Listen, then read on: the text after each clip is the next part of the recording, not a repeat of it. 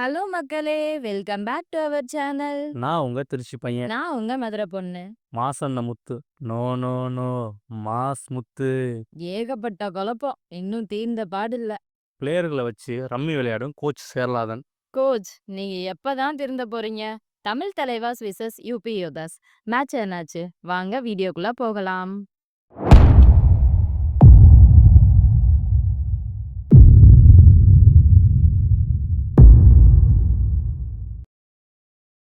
இன்னைக்கு மேட்ச்ல டீம் செலக்ஷன்லயே ஏகப்பட்ட குழப்பங்கள் இருந்துச்சு. ஒழுங்கா விளையாடின விஷால் இந்த மேட்ச்ல சப்ஸ்டிட்யூட் லிஸ்ட்ல கூட இல்ல. ஏன்? அவருக்கு என்ன ஆச்சு? ஒரு இளவும் சத்தியமா புரியல. காயமா?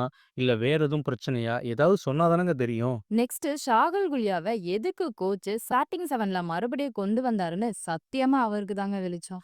இங்க கபடி எல்லாருக்குமே உசுர்ல கலந்த விளையாட்டுங்க. இங்க ஒவ்வொரு ரசிகனும் அவனோட கவலைய மறந்து, கஷ்டத்த மறந்து இந்த கபடிய பார்த்து ரசிச்சுட்டு இருக்கான்.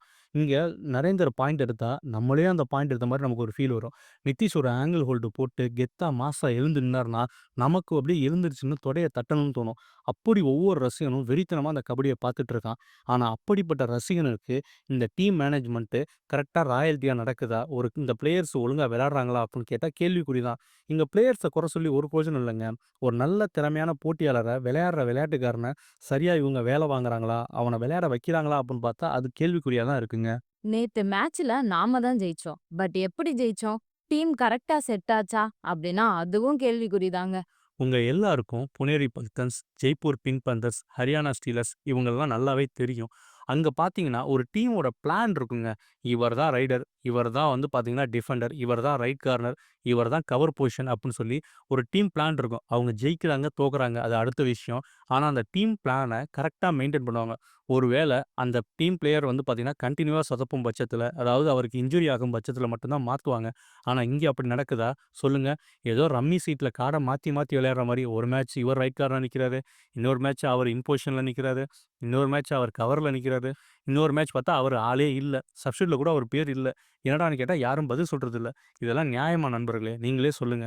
ஒழுங்கா ரைட் கார்னர்ல விளையாடின நித்தீஷ எதுக்கு நேத்து இன் பொசிஷன்ல நிக்க வைக்கணும்? அவர் கான்ஃபிடன்ஸ ஏன் குறைக்கணும்? நீங்க எங்க வீடியோவ ரெகுலரா பார்த்திருந்தா தெரியும். ஏற்கனவே நாங்க சொல்லியிருக்கோம்.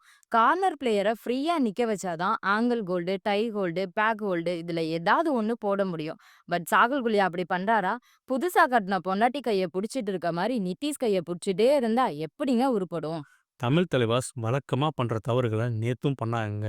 டீம் பிளேயர் செலக்ஷனே ஃபர்ஸ்ட்டு தப்பு. அது எப்பவும் பண்றது. அத நேத்தும் பண்ணியிருந்தாங்க. செகண்டு போனஸ் போடுறதே இல்ல. நரேந்திரா இருக்கட்டும், சச்சினா இருக்கட்டும் யாருமே போனஸ் போடுறதில்ல. அதுக்கு ட்ரை பண்ற மாரியும் தெரியல. தேர்டு கிக்கு ட்ரை பண்ணாம வெறும் கைய மட்டும் வீசி பாயிண்ட் எடுக்க ட்ரை பண்றாங்க. கைய மட்டும் வீசி பாயிண்ட் எடுக்கும்போது, அவங்க என்ன பண்றாங்க, கார்னர்ல இருக்கவங்க ஈஸியா ஆங்கிள் ஹோல்டோ, டை ஹோல்டோ போட்டு இவங்கள மடக்கி புடிச்சிடுறாங்க. 4வது ஆப்போசிட் டீம்ல பிளேயர்ஸ் 2 பிளேயர்ஸ், 3 பிளேயர்ஸ் மட்டும் கம்மியா இருக்கும்போது, இவங்க அவங்கள ஐடியாவா விளையாண்டு ஆல் அவுட் பண்ணாம என்ன பண்ணிடுறாங்க, ஈஸியா போய் சூப்பர் டேக்கிள்ல மாட்டிக்கிறாங்க. அப்ப ஆப்போனன்ட் டீமுக்கு ஈஸியா 2 பாயிண்ட் கிடைச்சிருது. அப்ப அந்த 2 பாயிண்ட்ட வச்சு அவங்க மறுபடியும் மேல வந்துடுறாங்க. அவங்க மேல ஒரு பிரஷர சரியா போட மாட்டேங்கிறாங்க. இந்த தவறுகள் எல்லாத்தையும் அவங்க வழக்கமா பண்ணிட்டு இருந்தாங்க. நேத்து ஃபர்ஸ்ட் ஹாஃப்லயும் இந்த தவறுகள் கன்டினியூவா நடந்துருந்துச்சுங்க. அதனால ஃபர்ஸ்ட் ஹாஃப்ல ஸ்கோர் வரவே இல்ல. ஃபர்ஸ்ட் ஹாஃப் எண்டுல 17க்கு 12.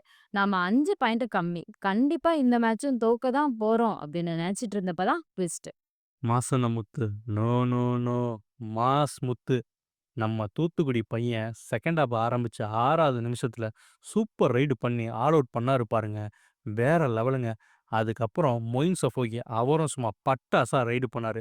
2 பேர் பண்ண ரைடுல தான் டீம் கொஞ்சமாவது மேல வந்துச்சு அப்புட்ன்னா, அதுதான் உண்மையான விஷயங்க. இப்போ கோச் பண்ண உருப்படியான விஷயம் என்னன்னா, சாகுல் குலியாவ வெளிய எடுத்தது தான். இதுக்கப்புறம் நித்தீஷ் ரைட் கார்னர்ல சும்மா புள்ளி போல விளையாடுனாரு. நான் என்ன சொல்றேன் மக்களே அப்புட்ன்னா, இதுக்கு பருத்தி மூட்டை குடோன்லயே இருந்திருக்கலாமே! எனக்கு சத்தியமா புரியல. எதுக்கு சாகில் குலியாவ 7ல கொண்டு வரணும்? நிதிஷ ஒழுங்கா விளையாடாம பண்ணணும். அப்புறம் செகண்ட் ஹாஃப்ல சாகில் குலியாவ வெளில எடுக்கணும். எதுக்குன்னு இதெல்லாம் பண்றாருன்னு எனக்கு புரியல. உங்களுக்கு எதுவும் புரிஞ்சா கமெண்ட்ல சத்தியமா சொல்லுங்க. என்னால முடியல. செகண்ட் ஹாஃப்ல முத்து செம்மையா ரைட் பண்ணாருங்க. உண்மையிலுமே வேற லெவலு. நம்ம தூத்துக்குடி முத்து, சும்மா முத்து போல பிரகாசமா மின்னி எடுத்துட்டாரு அப்புட்ன்னு தான் சொல்லணும். சும்மா நல்லாவே ரைடு பண்ணாரு. கிக்கு செம்மையா விட்டாரு. அந்த 29வது நிமிஷத்துல அப்படி தொட்டுட்டு இப்படி ஒரு ஜம்ப் பண்ணுவாரு பாருங்க. வேற லெவல் ஜம்ப்புங்க. சஃபோக்கியும் மாறி மாறி பாயிண்ட் எடுத்தாருங்க. சஃபோக்கி உள்ள போயிட்டு இப்படி தொட்டுட்டு 2 பாயிண்டோட வெளியில வந்து, அப்படி ஒரு பிரசன்ஸ் ஆஃப் மைண்ட்ல பாடி வெளியில இருக்கும். கால் அப்படி வச்சுக்கிட்டு லெஃப்ட் கைய வச்சு தொட்டு பாயிண்ட் எடுத்தாரு பாருங்க. அதெல்லாம் வேற லெவலுங்க உண்மையாலுமே.